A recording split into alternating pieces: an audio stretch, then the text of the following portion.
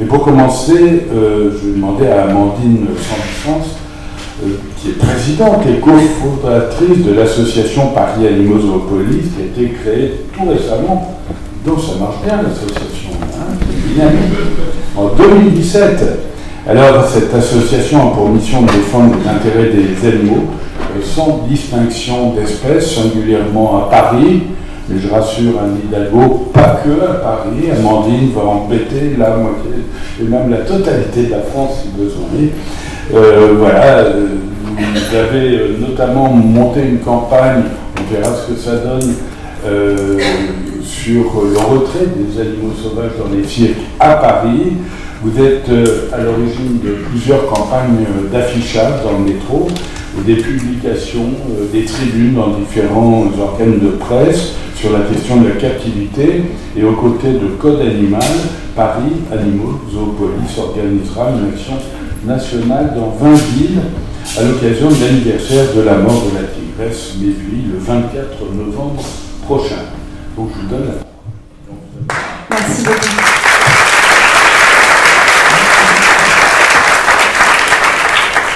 Merci beaucoup. Alors je voudrais commencer par un chiffre. 67% de la population française estime que les animaux sont mal défendus par les politiques. C'est un sondage IFOP pour la Fondation 30 millions d'amis réalisé en 2018. En effet, il existe un décalage profond entre les attentes des citoyennes et des citoyens et les élus. La question de la captivité des animaux sauvages est un exemple flagrant. En effet, de la part du même sondage IFOP, 67% de la population française souhaite une interdiction de la présence d'animaux sauvages dans les cirques. Les animaux ne sont pas des jouets. Exhibition et soumission n'ont pas leur place aujourd'hui dans notre société. Comme tous les événements que nous organisons, nous avons souhaité que ce colloque soit ouvert à toutes et à tous, aux militants bien sûr, aux élus, journalistes, cirques, dresseurs, delphinariums et également zoos. La condition animale doit être une réflexion collective puisqu'elle engage toute notre société. Bien entendu, je voulais aussi vous faire part, n'hésitez pas à réagir sur les réseaux sociaux, que ce soit sur Twitter, sur Facebook, donc vous avez 4 hashtags que vous pouvez utiliser pour réagir, n'hésitez pas. Alors bien entendu, nous ne sommes pas opposés aux arts du cirque. Les arts du cirque sont d'une grande diversité et créativité, comme vous pouvez le voir sur ce clip qui est d'un grand cirque allemand, le cirque Roncalli. Comme vous pouvez le voir, je pense que personne dans la salle n'osera dire qu'il ne s'agit pas de cirque. Il y a bien là tous les ingrédients de cirque, l'émerveillement, la magie, l'étonnement, la beauté, les couleurs, l'esprit aussi festif. Donc ça, c'est un grand cirque allemand qui a arrêté d'utiliser des animaux sauvages et qui donc, est représenté en Allemagne. Vous l'aurez compris, ce colloque se donne un cadre très précis. Nous allons parler aujourd'hui uniquement des animaux sauvages tels qu'ils sont définis dans la réglementation française. Donc c'est l'arrêté du 18 mars 2011 qui définit la liste des espèces sauvages et également leurs conditions de détention. Donc parmi ces espèces, il y a bien sûr les mammifères comme les phoques, les éléphants, les dauphins, les orques, les zèbres, les primates, les ours, et également les oiseaux, les perroquets, les aigles, etc. Et puis également les reptiles. Les interventions que vous allez entendre vont porter également sur la captivité des animaux sauvages utilisés dans les spectacles. Donc, c'est-à-dire les animaux qui sont contraints à exécuter des numéros à destination des humains, donc pour les humains, et c'est des numéros qui ne seraient pas réalisés spontanément dans leur milieu d'origine, notamment avec une telle fréquence. Alors nous allons parler en détail de 3 types de spectacles, les delphinariums, ce qu'on peut appeler aussi les cirques aquatiques, les montreurs d'ours et les meneurs de loups, et puis également les cirques. Alors pourquoi nous avons souhaité organiser ce colloque ici à l'Assemblée nationale ? Parce qu'en réalité, ce que nous demandons, c'est très simple, nous voulons une loi visant l'interdiction de la présence de tous les animaux sauvages dans les spectacles. Nous ne souhaitons pas des bassins plus grands pour les dauphins, nous ne souhaitons pas des cages plus grandes pour les fauves, nous ne souhaitons pas des chaînes plus longues pour les ours. Nous voulons une loi et nous l'exigeons auprès du gouvernement. Et c'est pour cette raison que ce colloque a toute sa place ici, à l'Assemblée nationale. Enfin, pourquoi l'organiser aujourd'hui ? Parce que nous sommes convaincus qu'il y a une urgence. Alors, très rapidement, en quelques mots, le contexte dans lequel nous sommes face à un recul historique de la captivité des animaux sauvages à des fins de spectacle, que ce soit dans le monde ou en France. Je pense que si on doit le situer dans le temps, c'est clairement après le documentaire Blackfish, qui a clairement eu une onde de choc et qui a déclenché une prise de conscience auprès du grand public. Nous savons que la France est bien souvent en retard en matière de conditions animales, et c'est particulièrement le cas sur la question de l'exploitation des animaux sauvages. Les pays qui ont déjà légiféré sur la question des cirques sont nombreux, comme l'a dit Claire Aubetit, le Portugal récemment. Ensuite, il y a urgence parce qu'aujourd'hui nous sommes à un tournant. Il y a une baisse de la fréquentation, que ce soit dans les delphinariums ou dans les cirques, parce qu'il y a un malaise grandissant de la part du public. Donc très concrètement, il y a des tournées de cirque emblématiques qui ont été écourtées, comme le cirque Pinder ou le cirque Hamar.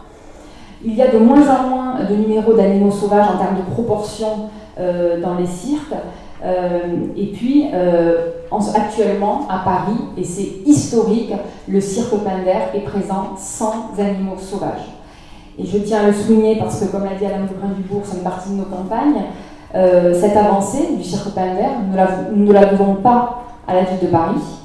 Sur certains sujets, la ville de Paris n'hésite pas à prendre des mesures ambitieuses et exemplaires. Force est de constater que concernant la condition animale, Paris en reste au discours de circonstance, et c'est particulièrement le cas sur la question des cirques traditionnels, que notre association Paris Zoopolis suit de près. En effet, après 2 ans de réflexion sur la condition animale, la ville de Paris a conclu son rapport de la mission animaux en disant qu'il fallait continuer à réfléchir sur la question des cirques.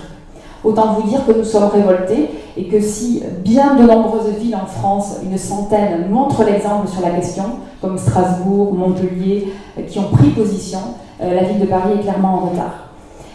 Et enfin, dans les parlements, l'Assemblée nationale et le Sénat, depuis la législature en cours, une vingtaine de questions écrites ont été déposées sur la question des cirques. Également, il y en a eu sur la question des montreurs d'ours et sur les delphinariums. D'ailleurs, la députée Claire Aubetit, sa première question écrite a porté sur la captivité des animaux sauvages dans les cirques. Et puis également, il y a 2 propositions de loi en cours. Alors, l'ambition de ce colloque est de faire un tour d'horizon complet sur la question des animaux sauvages dans les cirques. À travers les différentes interventions, nous allons tenter de répondre à 2 questions. Pourquoi nous devons légiférer et comment nous devons légiférer ? L'objectif de ce colloque est de vous donner des pistes sérieuses pour amorcer une transition qui en réalité a déjà commencé, comme je vous le dis, par des cirques qui ont déjà évolué et le public qui prend conscience. Je suis convaincue qu'il appartient aujourd'hui à l'État d'accompagner et d'encadrer cette transition. Les entreprises doivent être accompagnées et les animaux placés dans des structures adaptées. Il y a une nécessité et une urgence à établir un calendrier avec une date butoir, et nous en reparlerons tout à l'heure. Pour finir, je souhaitais avoir une pensée pour Mévi, donc Alain Bougrain-Dubourg l'a évoqué. Souvenez-vous, cette tigresse de 2 ans qui était née en captivité en France, elle s'était évadée d'un cirque à Paris, le cirque Borman, il y a quasiment 1 an jour pour jour, c'était le 24 novembre 2017. Elle a été abattue par son dresseur en plein Paris. Mévi, comme tous les animaux, était malheureux en captivité. Elle voulait être libre, elle s'est évadée. Et la résistance animale n'est pas un acte isolé, elle est omniprésente dans les spectacles avec animaux sauvages. Je vous remercie.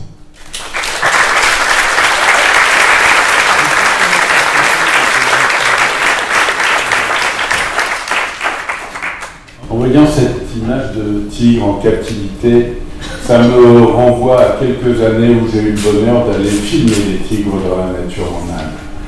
Et à cette époque, j'ai constaté avec les biologistes que même un tigre qui avait vraiment de quoi manger, il avait aussi besoin de minimum de 50 km² pour vivre. Il avait besoin de solitude également. Le tigre ne rejoignait les siens que pendant la période de reproduction. Or, qu'est-ce qu'on propose à ces animaux? C'est de vivre dans la promiscuité, avec d'autres tigres, voire avec des lions. Solitude dans la nature, promiscuité en captivité. 50 km² dans la nature, 9 mètres carrés de sûr en captivité.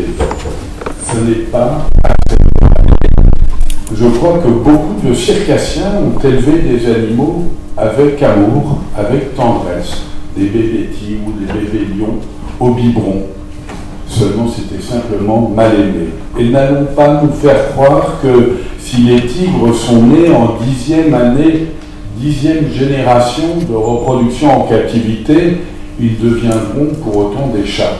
Un tigre reste un tigre avec les besoins fondamentaux que je viens d'évoquer.